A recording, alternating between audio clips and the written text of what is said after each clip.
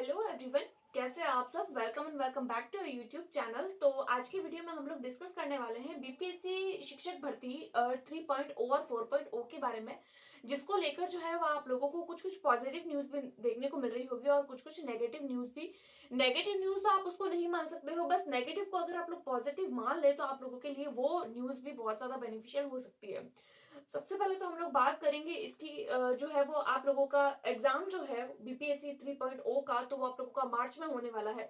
मार्च में होने वाला है तो अभी तक आप लोगों के आवेदन स्टार्ट नहीं हुए हैं, लेकिन इसके आवेदन जो है वो आप लोगों को 10 तारीख से लेकर, यानी कि 10 फरवरी से लेकर आप लोगों को 23 फरवरी तक इसके आप आवेदन कर सकते हैं। यानी कि अगर आप लोग बीपीएससी 3.0 के लिए अगर आप लोग एलिजिबल हैं तो आप लोग इस फॉर्म को जरूर भरिए, क्योंकि बहुत अच्छा मौका है बिहार में शिक्षक बनने का।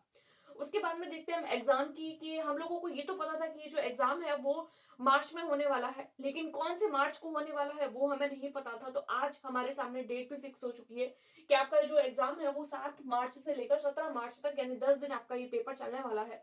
10 दिन यानी कि फर्स्ट क्लास से लेकर फिफ्थ तक, उसके बाद में 6 to 8, उसके बाद में 9th 10th और 11th 12th। और फर्स्ट टू फिफ्थ वालों का तो एक ही शिफ्ट में पेपर हो जाना है। 6 to 8 तक का भी एक ही शिफ्ट में पेपर हो जाना है, लेकिन 9th 10th और 11th 12th के इनके सब्जेक्ट वाइज जो है वो अलग अलग पेपर होंगे। इसीलिए आप लोगों की ये जो टोटल एग्जाम्स जो है वो आप लोगों के कुल मिलाकर 10 दिन चलने वाले हैं। राइट, अब हम लोग बात करते हैं अपियरिंग वालों को मौका मिलेगा या नहीं मिलेगा। सबसे मेन बात यही है, क्योंकि देखिए पिछली बार जब बीपीएससी का एग्जाम हुआ था, बीपीएससी शिक्षक भर्ती का 1.0, यानी कि इसका जो पहला टर्म हुआ था और सेकंड टर्म हुआ था 1.0 और 2.0, जब एग्जाम हुआ था तब उस एग्जाम में आप लोगों को अपियरिंग वालों को शामिल किया गया था। बट आज की ही न्यूज में आप लोगों को पता पड़ गया होगा कि अब जो अपियरिंग वाले कैंडिडेट हैं, यानी कि अपियरिंग वाले यानी कि सी टेट और एस टेट वाले, जो भी अभी ऐसा सोच रहे हैं कि जिन्होंने जनवरी वाला सीटेट का पेपर दिया है और वो अपियरिंग में है और रिजल्ट उनका जो है वो 23 फरवरी के बाद आएगा तो उनको एलिजिबल कर दिया जाएगा, तो देखिए ऐसा नहीं है। अगर आपका रिजल्ट जो है वो 23 फरवरी से पहले पहले आया तो आपको इस एग्जाम के लिए अपेयर किया जाएगा, अदरवाइज आप लोगों को इस एग्जाम से नहीं अपियर किया जाएगा। राइट, तो अपियरिंग वाले थोड़ा ध्यान रखिएगा कि अगर आप लोगों ने इस जनवरी वाला सीटेट का पेपर दिया है, 23 तारीख से पहले अगर आपका रिजल्ट आता है तो आप लोगों को इस एग्जाम के लिए एलिजिबल किया जाएगा, अदरवाइज नहीं किया जाएगा। और वो कैंडिडेट जो अभी एस्टेट का पेपर दे रही हैं या देने वाले हैं, तो उनको भी ऐसा था कि एस्टेट का पेपर होगा और उसके बाद में हम लोग अपियरिंग में हो जाएंगे तो हम लोगों को जो है वो 3.0 में मौका मिल जाएगा, यानी कि मार्च वाला पेपर हम लोग दे सकते हैं। तो देखिए ऐसा नहीं है। अगर आप लोगों का एस्टेट का एग्जाम नहीं होता है, तो अगर आप लोग एलिजिबल नहीं है अपियरिंग, अगर आपके फाइनल रिजल्ट नहीं आया है तो आप लोगों को इस एग्जाम के लिए अपियर नहीं किया जाएगा, आप लोग एलिजिबल नहीं है। तो ये एक बैड न्यूज हो सकती है अपियरिंग वालों के लिए, लेकिन गुड न्यूज हो सकती है उन कैंडिडेट के लिए जिन्होंने ऑलरेडी सीटेट एस्टेट पहले से वो क्वालिफाई कर चुके हैं, क्योंकि उनके लिए जो है वो कंपटीशन थोड़ा कम हो जाएगा। क्योंकि अगर अपियरिंग वालों को भी शामिल कर दिया जाता है तो बहुत सारे कैंडिडेट ऐसे होते हैं जो सीटेट तो क्लियर नहीं कर पाते, लेकिन बीपीएससी उनके क्लियर हो जाता है। तो ऐसे में एक दो सीट होती है वो बहुत सारे कैंडिडेट के जो है खराब हो जाती है, और वो कैंडिडेट रह जाते हैं जिन्होंने सीटेट भी क्लियर किया हुआ होता है और जो बीपीएससी के लिए प्रिपरेशन करते हैं। तो जो फाइनली जो बीपीएससी के लिए प्रिपेयर कर रहे हैं सीटेट और एस्टेट दोनों क्वालिफाई करने के बाद में, तो उन लोगों के लिए ये बहुत अच्छा मौका है। और अपियरिंग वाले जो पेपर देना चाहते हैं, यानी कि जनवरी सीटेट वाले जो अपियरिंग वाले कैंडिडेट हैं, उनको लगता है कि अगर हमारा 23 तारीख से पहले अगर रिजल्ट नहीं आया तो हम लोग क्या फॉर्म फिल कर पाएंगे, तो आप लोगों को एलिजिबल नहीं किया जाएगा, आप लोग फॉर्म नहीं फिल कर सकते हैं। लेकिन अगर आपका 23 फैब के बाद में अगर आप लोगों का रिजल्ट आ जाता है तो आप अगस्त वाले पेपर में जरूर अपियर हो सकते हैं। उसके लिए आप लोग एलिजिबल होंगे, चाहे आप लोग सीटेट दे रहे हैं चाहे आप लोग एस्टेट दे रहे हैं। तो इन दोनों एग्जाम्स के लिए आप लोग थोड़ा ध्यान रखिएगा, लेकिन आप लोगों के लिए चांस है, ऐसा नहीं है कि आप लोगों का 23 के बाद में रिजल्ट आया तो आप लोगों को मौका नहीं मिलेगा, क्योंकि अगस्त तो आप लोगों के कुछ महीने बाद ही आ ही जाएगा और आप लोगों को मौका मिल जाएगा। तब तक आप लोग अपनी अच्छी तैयारी कर सकते हैं और ज्यादा बेहतर तैयारी के लिए आप लोग जो है वो पढ़ सकते हैं। उसके बाद में देखते हैं नेगेटिव मार्किंग। तो देखिए नेगेटिव मार्किंग जो है वो शिक्षक भर्ती में पहले हुआ करती थी, लेकिन अभी वाला जो 2.0 वाला पेपर है इसमें नेगेटिव मार्किंग को पूरे तरीके से हटा लिया था। तो आज की ही जो इन्फॉर्मेशन है उसमें हम लोगों को पता चली है कि जो वैकेंसी 3.0 है उसमें जो है वो नेगेटिव मार्किंग नहीं की जाएगी, यानी कि अभी जो 3.0 वाला जो पेपर होने वाला है वो एज यूजुअल वैसा ही होगा जैसा 2.0 का हुआ था।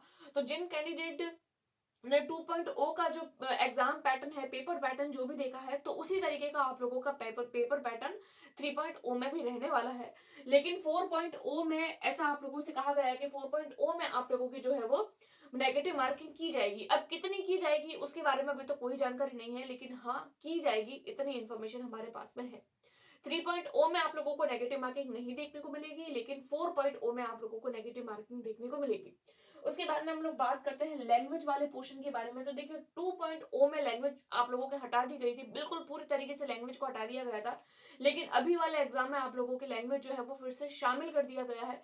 तो बहुत सारे कैंडिडेट जो होते हैं, जो पहले से प्रिपेयर कर रहे होते हैं ना, तो वो डर जाते हैं कि हम लोगों ने अभी तक लैंग्वेज में कुछ नहीं पढ़ा है, या फिर ऐसे कैंडिडेट जो बहुत ज्यादा गहराई में जाकर पढ़ना स्टार्ट कर देते हैं। तो देखिए ऐसा नहीं है, आप लोगों को नॉर्मल लैंग्वेज वाला जो पोर्शन है उसको नॉर्मल नॉर्मल पढ़ना है, क्योंकि लैंग्वेज जो होती है वो एज अ लैंग्वेज पूछी जाती है, एज अ सब्जेक्ट नहीं।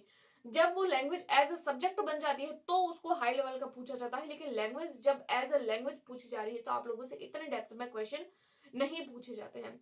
बाकी देखते हैं जब मॉडल पेपर आएंगे या फिर बीपीएससी खुद जो है वो हमें बताएगा इसका सिलेबस वगैरह, तब और ज्यादा हमारे सामने बातें जो है वो क्लियर हो पाएगी। उसके बाद में हम लोग बात करते हैं सप्लीमेंट्री रिजल्ट की। देखिए ये जो इम्पोर्टेंट सबसे इम्पोर्टेंट बात है सप्लीमेंट्री रिजल्ट को लेकर। देखिए 2.0 जो है उसके सप्लीमेंट्री रिजल्ट जो है वो अभी तक हमारे सामने जारी किए जा रहे हैं। लेकिन आज की ये खबर में हम लोगों को यही सुनने को मिल रहा है कि अभी बीपीएससी के जो भी शिक्षक भर्ती होगी उसमें किसी भी तरीके का आप लोगों को सप्लीमेंट्री रिजल्ट नहीं दिया जाएगा, कोई भी सप्लीमेंट्री रिजल्ट आप लोगों को नहीं दिया जाएगा। सिर्फ एक बार रिजल्ट दे दिया जाएगा और वो ही आपका फाइनल रिजल्ट माना जाएगा। और वो कैंडिडेट जिन्होंने 2.0 का पेपर दिया है, जिन कैंडिडेट को नियुक्ति पत्र मिल गए हैं और जिनके सप्लीमेंट्री रिजल्ट आ चुके हैं, उनके लिए तो अच्छी बात है, वेरी वेरी कॉन्ग्रेचुलेशन। लेकिन जो कैंडिडेट अभी भी वेट कर रहे हैं तो सप्लीमेंट्री रिजल्ट का, तो अब उनका सप्लीमेंट्री रिजल्ट नहीं आएगा। उन लोगों को अब तैयारी करनी चाहिए अपने 3.0 के लिए, क्योंकि अगर उन लोगों ने तैयारी पहले से करी है तो सप्लीमेंट्री रिजल्ट तो तभी आएगा जब बहुत अच्छे मार्क्स से वो पास हुए हैं, बस कुछ एक मार्क्स से रह गए हैं, तभी उनको चांस है कि नहीं हमारा सिलेक्शन हो सकता है। तो आप लोग 3.0 के लिए प्रिपेयर कर सकते हैं। तो ये कुछ कुछ बातें थी, कुछ कुछ जो है वो न्यू अपडेट थे बीपीएससी एग्जाम को लेकर। और बीपीएससी की जो तैयारी है वो हम हमारे चैनल पर जो है वो हिस्ट्री की ऑलरेडी स्टार्ट कर चुके हैं। मैंने 2 वीडियोस ऑलरेडी आप लोगों के साथ में शेयर कर चुकी हूँ मैं, आप लोग एक बार उसको जरूर चेकआउट करिएगा। और सीटेट के रिगार्डिंग, एसटेट के रिगार्डिंग, या किसी भी टीचिंग एग्जाम के रिगार्डिंग अगर आप लोगों को कोई भी इन्फॉर्मेशन चाहिए तो आप मुझे कमेंट कर सकते हैं। मैं हो सकेगा तो आप लोगों को जरूर रिप्लाई करने की कोशिश करूंगी। आई होप आपको वीडियो पसंद आई होगी। पसंद आई है तो please like, subscribe and share. Thanks for watching.